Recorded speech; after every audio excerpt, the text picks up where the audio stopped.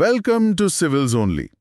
पाकिस्तान के राजनीतिक और संवैधानिक परिदृश्य में एक बहुत बड़े बदलाव की चर्चा है। ये 27वां संविधान संशोधन। ये संशोधन सीनेट से तो पारित हो चुका है। हाँ, और अब नेशनल असेंबली में इस पर मतदान होना है। तो आज हम इसी पर विस्तार से बात करने वाले हैं कि ये संशोधन असल में है क्या और इसके दूरगामी परिणाम क्या हो सकते हैं। बिल्कुल, और ये कोई मामूली बदलाव नहीं है। ये संशोधन पाकिस्तान की न्यायपालिका और सेना दोनों की संरचना में आप कह सकती हैं कि मौलिक बदलाव लाने की क्षमता रखता है। और जिस जल्दबाजी में इसे लाया गया है उस पर भी सवाल उठ रहे हैं। जी, प्रक्रिया और प्रावधान दोनों ही सवालों के घेरे में है। चलिए इसे परत दर परत समझते हैं।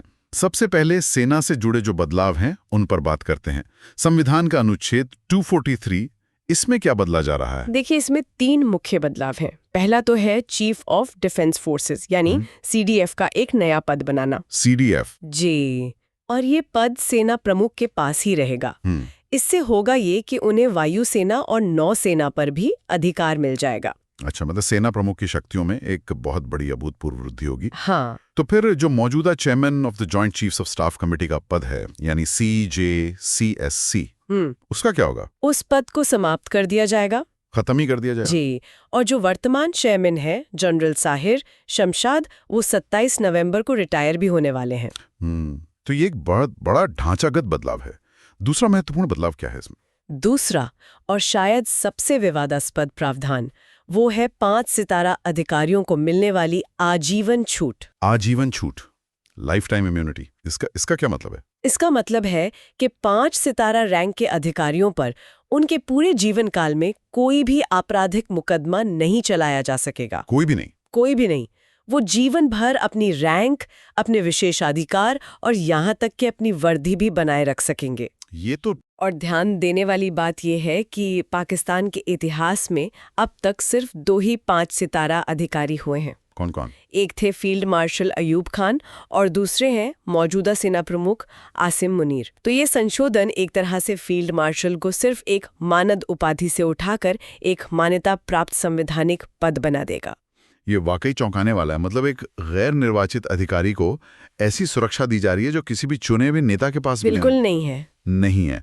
एक संवैधानिक वकील हैं रिदा हुसैन, उनका जिक्र है। जी, उन्होंने कहा है और मैं उनके शब्दों को ही दोहराई हूँ कि जहाँ दंड से मुक्ति को संवैधानिक अधिकार बना दिया जाए वहाँ लोकतंत्र जीवित नहीं रहता। बहुत बड़ी बात है ये। और सिर्फ इतना ही नहीं, एक 5 सितारा अधिकारी को हटाने के लिए संसद में 2/3 बहुमत की जरूरत होगी। 2/3 बहुमत, जबकि एक सरकार तो साधारण बहुमत से गिर सकती है। जी, यही तो विडंबना है। और तीसरा सैन्य बदलाव? तीसरा है नेशनल स्ट्रेटेजिक कमांड यानी NSC के कमांडर का पद बनाना। अच्छा, ये कमांडर देश के परमाणु कमांड के लिए जिम्मेदार होगा और इस पद पर नियुक्ति वो भी सिर्फ सेना से ही होगी, सेना प्रमुख यानी CDS की सलाह पर। तो एक तरफ सेना को लगभग अजेय बनाया जा रहा है। अब आते हैं न्यायपालिका पर। यहाँ भी बड़े बदलावों की बात हो रही है। एक फेडरल कॉन्स्टिट्यूशनल कोर्ट यानी FCC बनाने की बात है।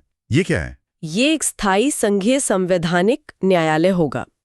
इसका मुख्य काम होगा केंद्र और राज्यों या फिर अलग-अलग राज्यों के बीच के जो संवैधानिक विवाद हैं उनका निपटारा करना। अच्छा, तो ये सुप्रीम कोर्ट से अलग होगा? जी बिल्कुल। इसके न्यायाधीश 68 वर्ष की आयु में रिटायर होंगे, जबकि सुप्रीम कोर्ट के न्यायाधीश 65 में हो जाते हैं। तो इस नए कोर्ट के बनने से सुप्रीम कोर्ट पर क्या असर पड़ेगा? असर बहुत बड़ा होगा। आलोचकों का तो ये तक कहना है कि इससे पाकिस्तान का सुप्रीम कोर्ट सिर्फ एक अपीलीय अदालत बनकर रह जाएगा। मतलब सिर्फ अपील सुनने वाली अदालत? हाँ, और यहाँ तक कि इसका नाम सुप्रीम कोर्ट ऑफ पाकिस्तान से बदलकर सिर्फ सुप्रीम कोर्ट करने का भी प्रस्ताव है। और न्यायाधीशों के तबादले को लेकर भी कुछ नियम बदले जा रहे हैं, ऐसा मैंने पढ़ा। हाँ, और ये भी एक बहुत ही महत्वपूर्ण बदलाव है। वो क्या है? नए नियम के मुताबिक राष्ट्रपति जुडिशियल कमीशन ऑफ पाकिस्तान यानी JCP की सिफारिश पर किसी भी हाई कोर्ट के न्यायाधीश का तबादला कर सकेंगे। और इसमें उस न्यायाधीश की सहमति की जरूरत नहीं होगी? नहीं, उनकी सहमति के बिना भी तबादला किया जा सकेगा। और अगर कोई न्यायाधीश इस तबादले से इनकार कर दे तो उन्हें JCP के सामने अपने कारण बताने होंगे। और अगर JCP को उनके कारण वैध नहीं लगे तो उस न्यायाधीश को सेवानिवृत्त होना पड़ेगा। मतलब ये तो एक तरह से न्यायाधीशों पर दबाव बनाने का एक तरीका हो गया। बिल्कुल। इसे उनकी स्वतंत्रता को कम करने के एक छिपे हुए खतरे के रूप में देखा जा रहा है। जाहिर है इतने बड़े बदलावों की कड़ी आलोचना भी हो रही होगी। मुख्य चिंताएं क्या हैं? पहली चिंता तो इस संशोधन को लाने की प्रक्रिया और जल्दबाजी को लेकर है। प्रक्रिया? जी, जिस दिन कैबिनेट की मंजूरी मिली उसी दिन इसे सीनेट में पेश कर दिया गया। विपक्ष ने बहिष्कार किया और उनकी गैर मौजूदगी में से पारित भी करा लिया गया। मतलब कोई चर्चा नहीं, कोई बहस नहीं? पाकिस्तान के मानवाधिकार आयोग HRCP ने इसी पर सवाल उठाया है कि राजनीतिक विपक्ष या कानूनी बिरादरी से कोई सार्थक परामर्श नहीं किया गया। और दूसरी बड़ी चिंता? दूसरी बड़ी चिंता न्यायपालिका की स्वतंत्रता को लेकर है। सुप्रीम कोर्ट के ही एक वरिष्ठ न्यायाधीश हैं मंसूर अली शाह जी। उन्होंने एक खुले पत्र में इसे न्यायपालिका को कमजोर और नियंत्रित करने का एक राजनीतिक उपकरण कहा है। जब न्यायपालिका के अंदर से ही ऐसी आवाज आ रही हो तो ये बहुत गंभीर बात है। बहुत गंभीर। और सरकार का इस पर क्या पक्ष है?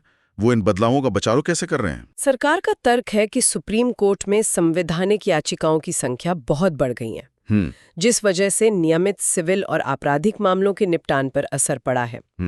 तो FCC बनने से संवैधानिक मामलों का निपटारा तेजी से और विशेषज्ञता के साथ हो सकेगा। और सेना से जुड़े बदलावों पर उनका क्या कहना है? उस पर सरकार का कहना है कि ये सशस्त्र बलों से संबंधित प्रक्रियात्मक स्पष्टता और प्रशासनिक ढांचे में सुधार के लिए जरूरी है। तो कुल मिलाकर ये संशोधन पाकिस्तान की सत्ता के दो सबसे शक्तिशाली स्तंभों, सेना और न्यायपालिका, को मौलिक रूप से फिर से परिभाषित कर रहा है। जी। एक तरफ सेना प्रमुख को अभूतपूर्व शक्तियां और संवैधानिक सुरक्षा दी जा रही है, और दूसरी तरफ एक नया संवैधानिक न्यायालय बनाकर और न्यायाधीशों के तबादले के नियमों को बदलकर न्यायपालिका पर, कह सकते हैं कि कार्यपालिका का नियंत्रण बढ़ाने की कोशिश दिख रही है। आलोचक इसे वर्दी का मतपत्र पर वर्चस्व कह रहे हैं। जी, और संवैधानिक समर्पण भी, जबकि समर्थक इसे शासन की जटिल चुनौतियों का समाधान बता रहे हैं। अब ये देखना बहुत महत्वपूर्ण होगा कि नेशनल असेंबली में इसका क्या होता है।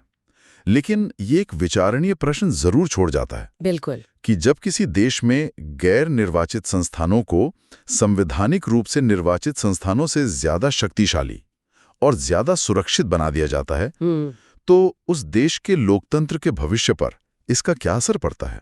अगर आपको ये मेन से रिलेटेड हमारा पॉडकास्ट फायदेमंद लगा तो वीडियो को ज्यादा से ज्यादा शेयर करें, लाइक करें और चैनल को सब्सक्राइब करें। और कोई सुझाव हो या टॉपिक सजेस्ट करना हो तो कमेंट जरूर करें। धन्यवाद।